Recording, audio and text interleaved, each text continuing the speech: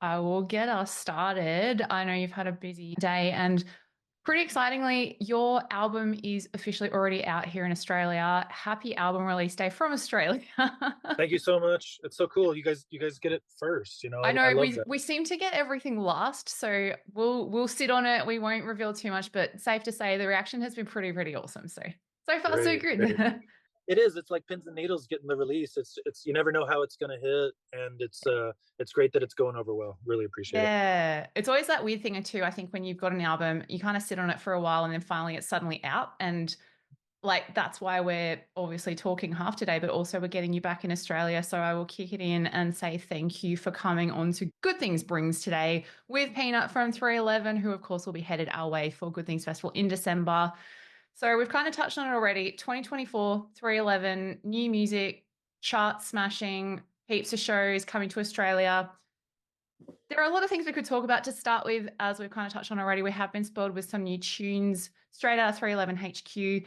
It all kicked off with You're Gonna Get It, which was your first single in 5 years. And the response, to put it mildly, was crazy good.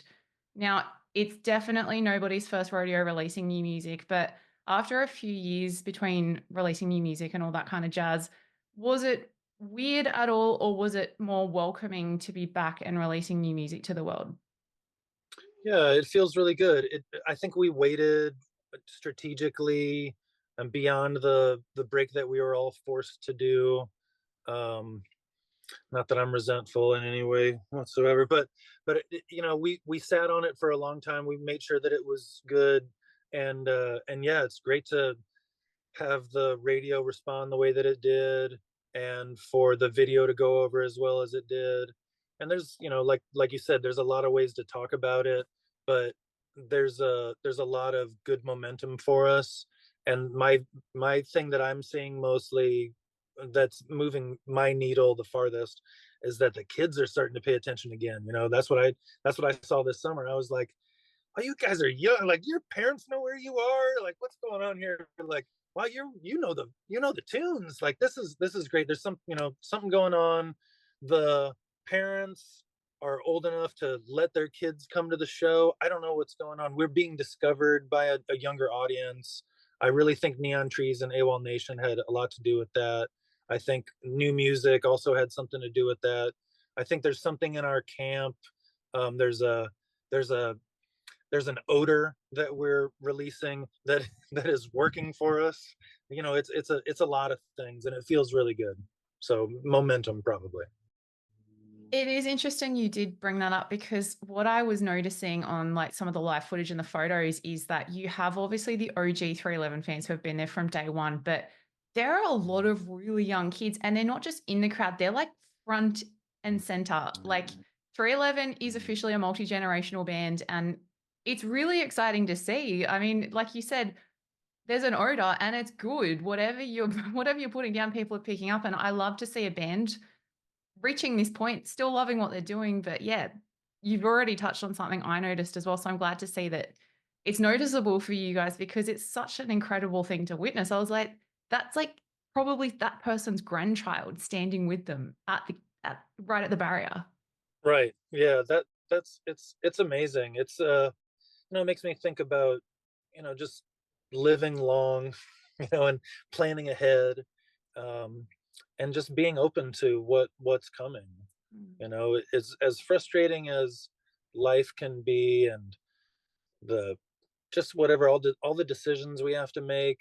There's something about loyalty and I don't togetherness, and the that intangible thing that music is. Like, we're making something out of nothing, and we've done it together for so long that there's a magic in the air. And I remember talking about it when we first got started, as far as like when we got in the room together, I could feel the cohesion. And it's 34 years of that now. And I think that's something that the kids really, they can smell it, they can see it, and they want to, not that they want to be close to it, but some of them do. You know what I mean? Like, I would be up in front. I'm whenever I see bands and I get a chance to get on stage with them, I am, geeking out. you know, I'm watching Baroness, and I'm like, holy shit, this band is good. And I'm like, why the fuck do they only have 30 minutes? But then I'm like, oh, I'm on stage, and I'm seeing this group of artists come together, and they've lost members and added members, and they're in a really great spot releasing new music as well. So it's, I don't know, it's so great to travel and see bands. And if I wasn't in the band, I'd be in the audience. Which is a testament in itself, like, that's what it's all about, and I think it's that connectivity and it's the resonating factor that 311 continue to have, which is amazing, and like you said too, you can still enjoy that and find that as a punter, which is just so like, what else do you need? What else are we doing this for, really? So, this makes me very, very happy. I mean, I saw Beck play with the LA Philharmonic, and he played a really strange set. It was, what are you going to do with the orchestra when someone charts up your music, and what tracks are you going to do? It was incredible. I was picking my jaw off the ground, and he was putting us in a sphere and stopping time, and it was like over and over and over again. And I think that's something that you can do with space and strings really late into that. And I think what 311 does is it feels good, right? And as I joke about it smelling good, but a show really feels good. And I really think for a long time, and especially now, it's a safe space. Especially a 311 only show is a really safe space, and I think people know that.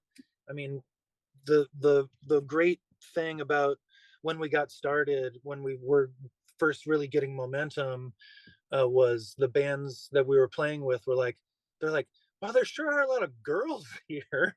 And we're like, why aren't there more girls at your show? Like, what, like, we saw it increasing, but it wasn't in a weird ratio. It was kind of always like that. Like, whatever. Like, I don't know. I think we've got a different view than a lot of just male bands, and I think we write music in that way that everyone gets a chance to feel good about it, and if you don't like one song, there's probably another song that you will. But that's something that we've been doing for a really long time, and that's something that really like gets me out of bed in the morning, is the positivity, and the fact that people want to keep coming to the shows, and there's something that they take away from those shows that hopefully can help them get through something rough. As I've leaned on music like crazy in the last 650 years. Mm. Well, the longevity and the legacy speaks for itself. So I think it's clear that 311 have been ahead of the game for a very long time. And tell me, I know you just spoke about the kind of batshit crazy set list that Beck pulled out. We're now at Yeah, 14 311 albums. You've played over 2,000 shows. What is the set list decision making process like for yourselves at this point in time? Is it diplomatic? Is it easy, hard, cutthroat? Like, how do we go about settling on a set list these days? it's a great question. I want to hear. I need to see more band interviews and see them answer this question, because I know the answer to ours, and it's such an interesting thing. I know there's some bands that the lead singer writes it, and probably bounces it off the band, and that's a good way to do it. But the lead singer's already doing lots of heavy lifting, so to do it as a democratic situation after sound check, is how we do it. There's a basic template, of course, because there's songs that we know we're probably obliged to play, and that's okay as I wrestle with these concepts. But it's like that. Like, I don't mind playing the hits over and over again. It's just like some of the like left turns, or just slight curveballs, if you will, um, get repeated a lot because they're kind of safe spots. They're easy for us to play, and I love it when we dig deep. So at the set list meetings, I'm trouble frequently, um, reminding the band of other great songs that we have that invariably end up in the list that we have to practice for next sound check, and that's how we advance songs on it. So it works out just fine. It's never heated, that's for sure. It gets a little sarcastic That's my type as of, it that's my brand. I'm on board with that. yeah, like, right, like, oh, again, it's like, oh, great, but that's us just being honest about the fact that we do have, so many songs, 200 easy songs, and can play most of them. And frequently we do, on the cruise and at 311 day, we really stretch out our legs. And I'm the element in the collective that's like, oh, Josh, why are people flying to Vegas for this show? When we're playing here there all summer. Like, I wonder why this works out. It's like, oh, because we're playing a crazy set list, but it's exhausting. And I like, whatever. It is the way it is. And if you haven't come to a special event and you're a super fan, they really are special events. We really go out of our way to play rare tracks and have a lot of fun with the normal format of a show. So there's that. Yeah, we're multifaceted. We've been around for so long that we've got to play around with like I said, like the format, but couldn't do it all the time. The music, the show that we play is pretty exhausting, and I think people appreciate that, and we're happy not to kill ourselves on stage.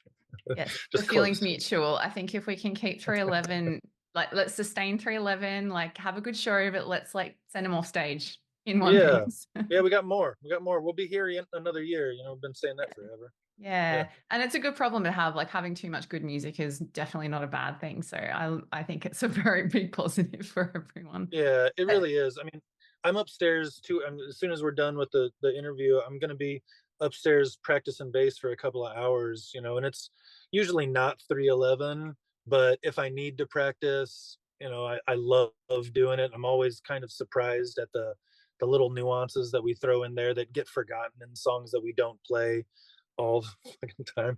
So I don't know, it's a great band to be in. When we were first getting started on the internet, and my mom was the moderator of our like chat page, which is the way to do it, kids, exactly. I would always start my rants with, I love being in 311. And honestly, I really feel the same way now. And it has everything to do with the audience and meeting new cool people along the way, and releasing new music, and the struggles of set list as we touch on the great questions. It's like, I don't know, it quit your job and join a band. yes, here. I could not have said it better myself. Um, I know, and we mentioned at the start, it has been a little while since you've been here. It's not going to be your first time down under, but I went back and rewatched that footage from 1998 when you guys were performing on Recovery when you were here for Warped Tour. Josh Yes. Freese was filling in on drums because I believe Chad broke his wrist playing rugby. Like, Yeah. how were the Aussie audiences back then? And what's a fond memory from being in Australia that we can try to top when you come here this year, hopefully? We'll see what it is first, and then we'll see if we can commit to that.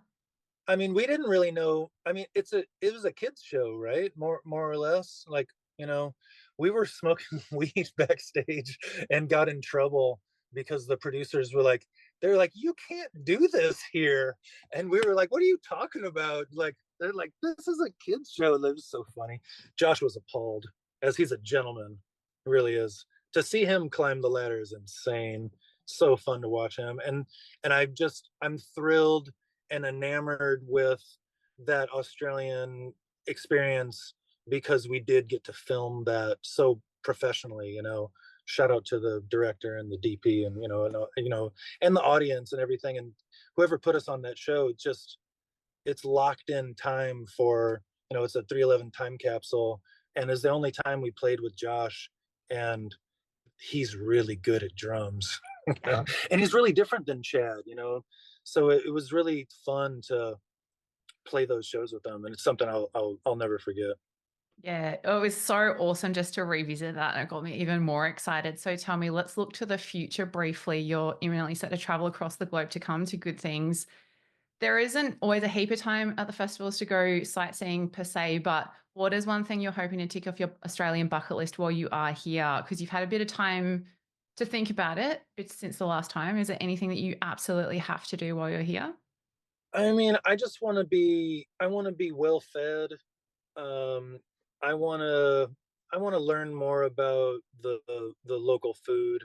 I got a good taste of it literally last time, and that's something that stuck around for sure. That as you know, I'm in the kitchen a lot, and my wife is the just an incredible cook. Grew up in Louisiana, which has a lot of parallels seafood wise to Australia. So it's something that I think about a lot.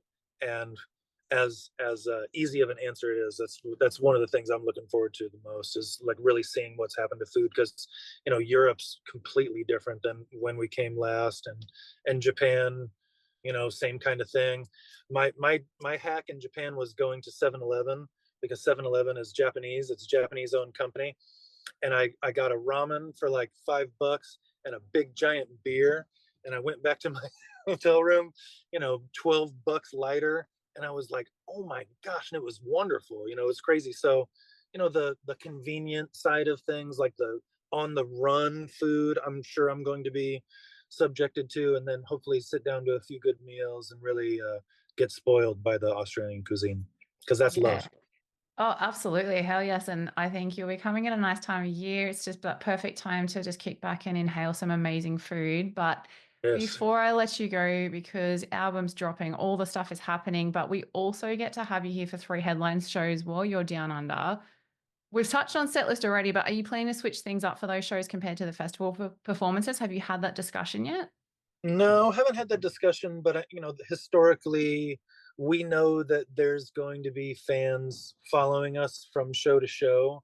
There's a certain contingency, not a huge amount.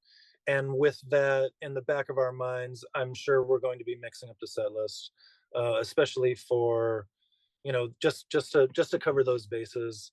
Um, yeah, Yeah. we I better. feel like though with you guys, you could literally put all your songs on a board, throw a couple of darts, you're gonna have a killer set list. So you never know. That could Yeah, be a win yeah, win. we're gonna get along great. Hell That's how I yes. feel. Yeah. And final question. Is there anyone on the lineup this year that you are most excited to hang out with or catch live? Because no doubt you have toured or seen a lot of these bands, but is there anyone on there that has piqued your interest that you want to catch while you're here? I mean, electric callboy is a new phrase for me, and I became aware of them in Europe this summer, and I'm really looking forward to that show. And we've got friends for 25 plus years in Corn. We know the crew, we know the band. I love their new bass player, if he's permanent or not, in Raw. Um, it's gonna be great. I'm really looking forward to not knowing exactly what's happening, and then day of really, hopefully being able to wander around a little bit and discover some new music, and be reminded of how awesome it is to be breathing your air. Yes, absolutely. Well, we cannot wait. I will let you go because you have plenty of things to be doing. But a huge congrats on the new album. Full Bloom is out now in Australia and nearly everywhere else for everyone to listen to. And we can't wait to have you back in Australia, Peanut. Thank you for your time today. Thank you so much. Thanks for the great questions.